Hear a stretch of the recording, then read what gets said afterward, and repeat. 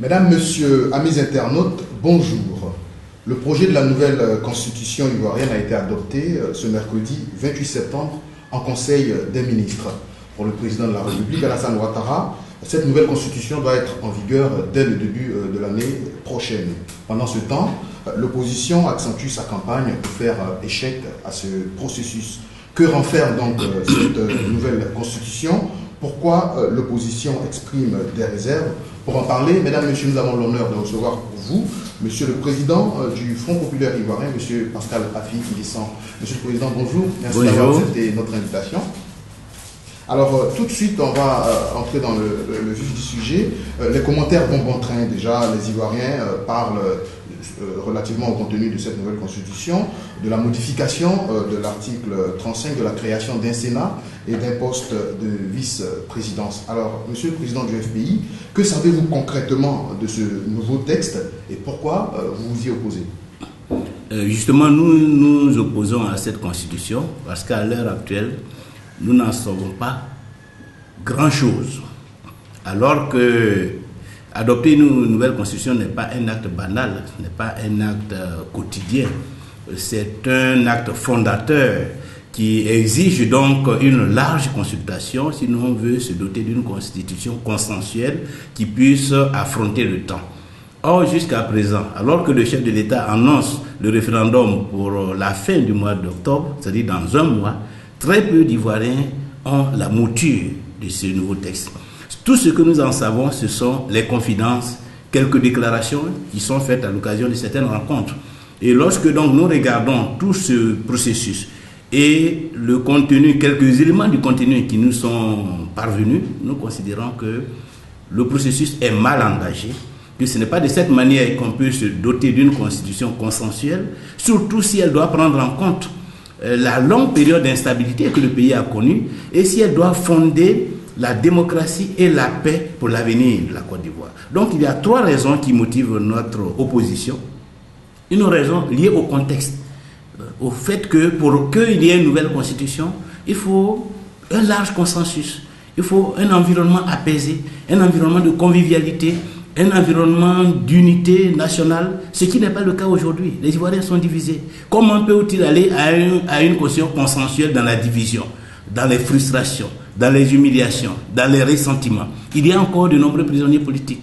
Il y a de nombreux Ivoiriens qui sont en exil. Or, même la diaspora devrait être associée à cette constitution, puisqu'elle est faite pour tout le monde, pour tous les Ivoiriens. Donc, une question d'environnement. Une question aussi de démarche. Comment se fait-il que le président de la République s'approprie tout seul le processus, de façon dirigiste, de façon unilatérale, et pour aller imposer une constitution à la Côte d'Ivoire? Alors que, comme ses propres experts même le disent, si l'on prend le cas de la constitution américaine, elle a fait l'objet d'un large consensus, d'un large débat national. Les gens se sont donné le temps de discuter entre eux, parce que c'est un contrat entre les citoyens du pays. Ce n'est pas un contrat entre la Côte d'Ivoire et le chef de l'État. Les Ivoiriens sont exclus de ce processus. Or, et non seulement ils sont exclus, donc du point de vue de la légitimité, ce projet-là manque de légitimité, mais même du point de vue de la légalité. Le chef de l'État n'a aucun pouvoir. Personne, aucun texte ne lui donne le pouvoir de s'approprier la conduite du processus d'élaboration d'une nouvelle constitution. Il a des compétences en matière de révision, mais il n'a aucune compétence en matière d'élaboration d'une nouvelle constitution. Donc, en s'appropriant ce processus, il trahit même la constitution actuelle, il fait preuve de forfaiture, il abuse de sa position, et donc nous sommes aussi en désaccord avec lui sur cette manière de faire, cette manière cavalière, unilatérale, dirigiste, d'imposer un acte aussi fondamental à tout un peuple. Troisième raison, c'est les éléments que nous avons en ce qui concerne le contenu. On parle de vice-président. Pourquoi un vice-président? Alors qu'il y a un président, un premier ministre, donc on va créer un exécutif à trois têtes. C'est pour résoudre quel problème? Nous ne sommes pas d'accord que l'exécutif ivoirien soit doté de trois têtes. C'est compliqué, c'est coûteux et on ne voit pas les avantages qu'il peut apporter. On parle aussi de la création d'un Sénat, c'est-à-dire de l'instauration du bicaméralisme. Quel est le problème qui est à résoudre avec le bicaméralisme? On ne nous le dit pas. Sinon, complexifier davantage Alors que dans certains pays où même on a deux organes législatifs, la tendance est d'aller vers le rassemblement, vers, je dirais, l'optimisation. Ensuite, on nous dit que le chef de l'État va nommer un tiers des membres de ce Sénat. Là, c'est la catastrophe. Ça veut dire que le pays recule. Parce que ce genre de schéma, on l'a connu dans les débuts du pluralisme politique. Mais on ne peut pas dire qu'on veut construire la démocratie et on étend à l'infini les pouvoirs du chef de l'État. C'est lui qui va nommer le gouvernement. Il va nommer la commission électorale indépendante. Il va nommer tous les hauts fonctionnaires de l'administration. Il va nommer tous les gradés de l'armée. Il va nommer tous les gradés de la justice. Et non content d'avoir ce pouvoir tentaculaire, il va maintenant nommer les députés. La Côte d'Ivoire ne peut pas accepter ça. Ce serait un recul trop grave. Ce serait le signe de ce que le pays ne veut pas avancer sur la voie de la démocratie. Parce que l'Assemblée nationale est un pouvoir distinct. Et dans toute démocratie, c'est le législatif qui contrôle l'exécutif. Si nous acceptons ça, ce serait la mort de la démocratie en Côte d'Ivoire. Et donc, c'est pour toutes ces raisons que nous sommes opposés. Ce système que le chef de l'État veut nous imposer n'obéit qu'à des préoccupations personnelles. Il n'a conçu ce projet que pour résoudre ses problèmes personnels. Ce n'est pas pour aider la Côte d'Ivoire à avancer vers la démocratie, vers la paix, vers la stabilité et vers le progrès, mais pour pérenniser son pouvoir, consacrer la mainmise du RHDP sur la Côte d'Ivoire. Et nous ne pouvons pas accepter cela, parce que nous voulons que la Côte d'Ivoire avance. Aujourd'hui, nous voyons bien les conséquences de ce pouvoir tentaculaire. C'est la cherté de la vie, c'est la mauvaise gouvernance, c'est la corruption généralisée, c'est le tribalisme envahissant. Donc, nous ne pouvons pas accompagner le chef de l'État dans l'institutionnalisation d'un système absolutiste dont les conséquences seront préjudiciables à tout le pays et à tous les Ivoiriens. Monsieur le Président, à vous entendre, vous n'avez pas été associé donc à la mise en œuvre de cette nouvelle réforme. Alors on s'étonne quand on sait votre engagement pour le dialogue politique avec le gouvernement, on vous voit très souvent avec M. Aoussoujano. Donc avec cet engagement, on s'étonne aujourd'hui que vous n'avez pas été associé à ce nouveau texte. Bien sûr, parce que le texte n'est pas fait pour aider les Ivoiriens. Si c'est pour les Ivoiriens ne peuvent pas être exclus. Si on est sincère qu'on veut doter la Côte d'Ivoire d'un texte qui soit l'émanation de la volonté générale des Ivoiriens, on les associe.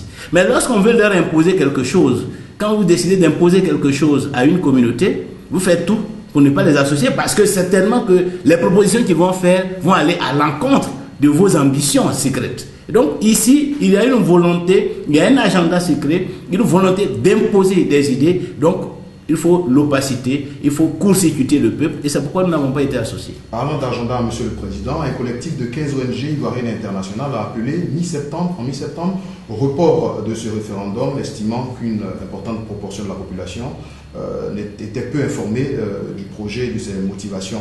Alors, on s'étonne aujourd'hui, Monsieur le Président, de savoir quelles sont, selon vous, les raisons qui poussent le gouvernement à aller aussi vite. Parce qu'il a son agenda secret, parce que le projet est fait pour arranger les affaires de M. Alassane Ouattara et du RHDP, et non pour promouvoir la démocratie et le progrès en Côte d'Ivoire. C'est un projet pour M. Alassane Ouattara et le RHDP, c'est un projet contre la Côte d'Ivoire.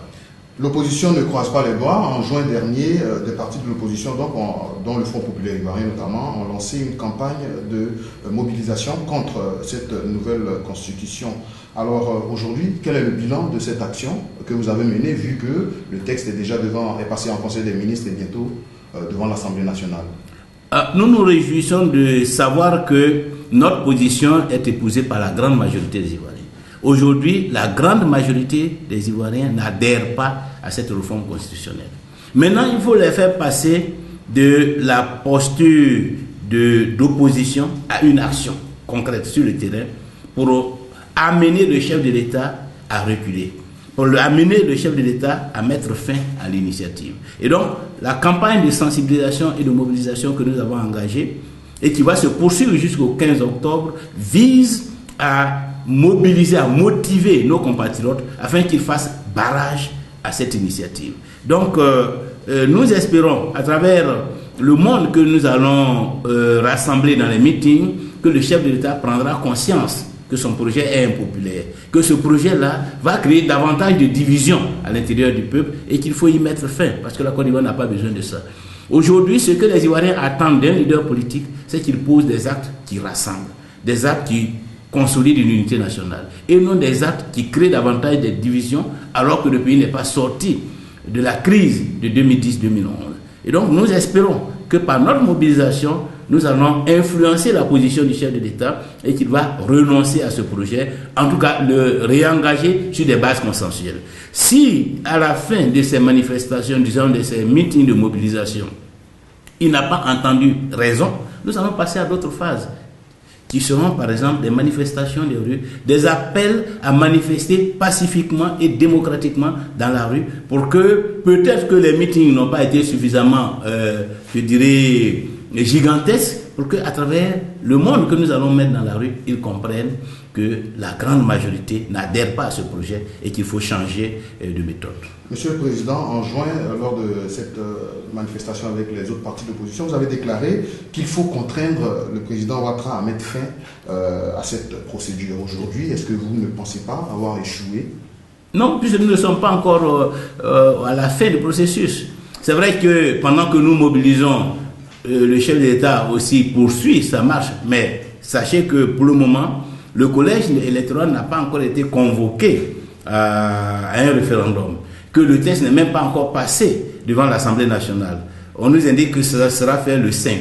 Il faut d'abord voir comment les députés vont réagir par rapport à ce texte. Mais vous n'avez pas justement de députés à l'Assemblée nationale. Comment comptez-vous Mais nous n'avons pas de députés, mais il y a des Ivoiriens qui sont à l'Assemblée nationale, qui sont concernés aussi par ce texte. Et le combat que nous menons n'est pas un combat pour les militants du FPI, ou pour le FPI en tant que parti, ou pour Rafi en tant que président du FPI. C'était un combat pour les Ivoiriens. Ce sont les Ivoiriens qui sont concernés. C'est leur avenir qui est en jeu. Aujourd'hui, quand ils voient la hausse de la cherté de la vie, les factures, l'insécurité, le chômage de leurs enfants, tout cela lié au système politique qui prévaut et qui ne favorise pas les initiatives, les talents, l'égalité, la justice. Mais c'est de cela qu'il s'agit. Donc si les Ivoiriens veulent que cela continue, que demain il n'y ait même pas un seul repas par jour, mais peut-être un repas par semaine, il faut qu'ils se battent pour que cette constitution ne passe pas.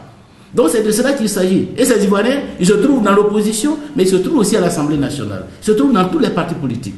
Donc ce que nous demandons et ce que nous espérons, c'est que pour une fois, nos frères et sœurs qui sont membres des autres partis politiques vont regarder l'intérêt national, vont se comporter en vrais patriotes, en vrais citoyens de la Côte d'Ivoire, et ne pas seulement chercher à accompagner un individu dans son ambition personnelle, mais regarder si ce texte-là est bon pour la Côte d'Ivoire, pour la Côte d'Ivoire, leur pays. Et s'il ne l'est pas, qu'ils aient le courage de le dire, et qu'ils aient le courage d'amener le chef de l'État à changer. Parce que nous tous, ce que nous voulons, c'est une Côte d'Ivoire moderne, une Côte d'Ivoire démocratique, une Côte d'Ivoire prospère. Et je suppose que ceux qui sont à l'Assemblée, c'est par rapport à ça qu'ils se sont fait élire par nos compatriotes et qui vont défendre pour une fois l'intérêt de la Côte d'Ivoire au lieu de défendre des intérêts partisans. Parce que lorsque nous regardons, nous voyons bien que le pays s'enfonce dans la misère. Il faut que nous mettions fin à ça. Et nos compatriotes comptent sur nous pour que nous puissions mener ce combat. Et c'est pourquoi je suis persuadé que des voix s'élèveront à l'Assemblée nationale pour dire que ce projet n'est pas bon, qu'il faut le changer. Mais avant, Monsieur le Président de la République a rendu visite à son grand allié du RHDP en début de semaine. Et lors de ces échanges avec les journalistes, il a déclaré aller dire à Finguissan de faire campagne auprès des Ivoiriens pour qu'ils votent non. Aujourd'hui, est-ce que vous avez le moyen donc de faire cette campagne-là pour que les Ivoiriens votent non à cette constitution? Et est-ce que vous avez espoir que votre message va passer? Le débat qui est en jeu, ce n'est pas une affaire de non ou de oui. Mais c'est une question de dire il faut que la Côte d'Ivoire se dote d'une bonne constitution. Si elle veut véritablement changer celle qui est en vigueur à l'heure actuelle. C'est de cela qu'il s'agit. Il ne s'agit pas seulement d'une question électoraliste.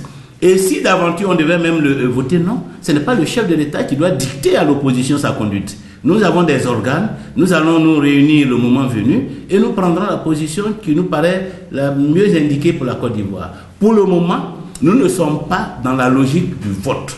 Nous sommes dans la logique d'amener le chef de l'État à renoncer au projet. Donc nous nous battons pour qu'il renonce.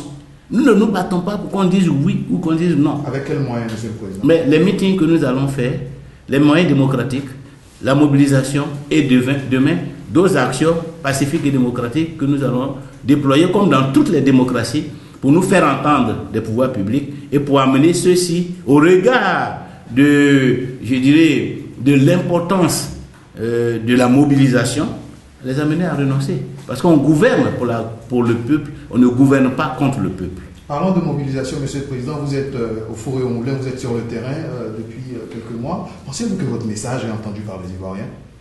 Je crois que les Ivoiriens ont compris même avant que nous nous mettions sur le terrain. Et lorsque vous avez cité des ONG qui ont fait des déclarations, ce ne sont pas des militants du FPI, ce sont des organisations de la société civile. La plateforme Poésie a fait des focus group et les résultats sont éloquents.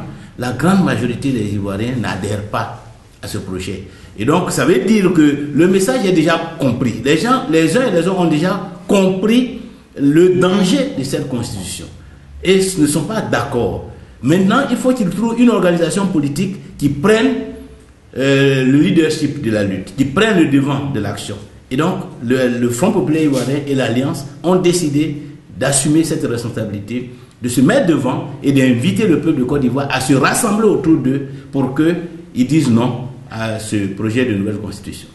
Mesdames, Messieurs, amis internautes, vous suivez les directs du jeudi sur Abidjan.net et la nouvelle constitution voulue par le président de la République. Selon lui, il estime que cette constitution doit être effective dès le début de l'année, alors que l'opposition continue de faire des mains et pieds pour faire échouer ce processus. Monsieur le Président du Front populaire ivoirien, si jamais cette constitution est adoptée, quelle sera votre posture? Eh bien, nous aviserons et nous vous inviterons à une autre rencontre pour vous dire la posture que nous avons décidé d'adopter par rapport à cette constitution. Pour le moment, vous continuez de vous battre? Pour le moment, on continue de se battre et à chaque jour suffit sa peine. Monsieur le Président, on sait également que juste après le vote référendaire pour la nouvelle constitution, les élections législatives sont également prévues. Quelle est la position de votre parti? Comptez-vous prendre part à ces échéances? Bien sûr, nous n'avons pas encore changé de position par rapport aux législatives. Les législatives, c'est une chose, la constitution, c'est une autre chose. Et il faut que nous soyons dans les institutions pour que justement notre capacité d'action en faveur des intérêts des Ivoiriens se raffermisse, se consolide. Monsieur le Président, nous avons beaucoup de plaisir à vous recevoir. Nous sommes au terme de notre entretien. Nous avons donné encore une fois l'occasion de parler aux Ivoiriens, de faire campagne, comme a dit le Président de la République, pour qu'ils votent non à cette nouvelle constitution. Non, de faire campagne pour qu'ils se mobilisent afin d'amener le chef de l'État à renoncer à son initiative. Vous avez la parole. Voilà où nous en sommes. Donc, chers compatriotes, chers amis, vous tous qui nous regardez, je voudrais vous dire que notre détermination est forte et inébranlable. Parce que la Constitution est un acte important pour un pays, est un document important, est une loi fondamentale. Et après les 20 ans de crise, au regard de la situation dans laquelle se trouve notre pays, avec toutes les souffrances endurées par notre peuple, par rapport aux ambitions que nous nourrissons pour notre nation, qui est une grande nation, qui ne devrait pas à l'heure actuelle être dans la situation déplorable dans laquelle elle se trouve, qui devrait aujourd'hui être un pays développé, mais qui patauge dans les difficultés de tous ordres, difficultés politiques, difficultés sociales, difficultés économiques, parce que justement, la constitution dont nous avons hérité de la colonisation n'a pas créé les conditions du développement économique et social, n'a pas créé les conditions de la paix, de la stabilité et de la liberté. Et parce que nous avons souffert de cette situation non adaptée à l'avenir du pays, nous ne devons pas rater ce rendez-vous que nous avons pris et que certains veulent mettre en œuvre pour que la Côte d'Ivoire se dote d'une nouvelle constitution. Si nous ratons ce rendez-vous, nous allons nous retrouver dans les difficultés que nous avons connues depuis ces 50 dernières années. Si nous ratons ce rendez-vous, nous risquons de bâtir un système qui sera encore à la base de nouvelles violences, de nouveaux affrontements, de nouvelles difficultés. C'est pourquoi le Front populaire ivoirien et l'Alliance des forces démocratiques sont debout, mobilisés, et qu'ils appellent tous nos compatriotes à se rassembler pour que nous fassions barrage à cette initiative du chef de l'État. Pour que par notre mobilisation, par notre détermination, dans les meetings comme sur le terrain, nous disions clairement au pouvoir public en Côte d'Ivoire, mais aussi à l'opinion nationale et internationale, que nous ne sommes pas d'accord. Quand on n'est pas d'accord, on dit non. Et quand on dit non, on doit le faire entendre, on doit le faire voir par le nombre, par la détermination. Il ne faut pas que les combattants de la liberté soient isolés. Le chef de l'État, certes, poursuit sa marche, mais il a un regard tourné vers nous pour voir si véritablement les Ivoiriens sont prêts à prendre leur destin en main. Et je suis persuadé que si vous le démontrez, si vous manifestez massivement et de façon résolue votre opposition à ce projet, il reculera. Son projet dépend de nous. Si nous le souhaitons, il va renoncer. Mais si nous renonçons, il va le réaliser. Ne renonçons pas. Mobilisons-nous, battons-nous, démontrons une fois que le peuple est souverain, que c'est à sa volonté qui doit s'imposer en toutes circonstances et que ce n'est pas la volonté d'un individu, fût-il le président de la République, qui doit s'imposer à tout un peuple. C'est l'honneur de la nation qui est en jeu, c'est la dignité des Ivoiriens qui est en jeu. Il faut que les Ivoiriens fassent la démonstration qu'ils sont attachés à leur dignité, à leur honneur, qu'ils sont le peuple souverain et qu'ils n'accepteront pas un projet auquel ils n'adhèrent pas parce que tout simplement ils ont fait preuve de lâcheté. C'est cela qui est l'enjeu du combat que nous avons décidé d'engager et nous comptons sur vous pour que nous soyons ensemble pour le triomphe de la liberté, de la démocratie et de la dignité des Ivoiriens. Ensemble pour le triomphe de la démocratie. Mesdames, Messieurs, amis internautes, c'est sur cette note que nous allons refermer cette édition des directs du jeudi avec le président Pascal Afingis, avec qui nous avons parlé, bien entendu, du projet de la nouvelle Constitution.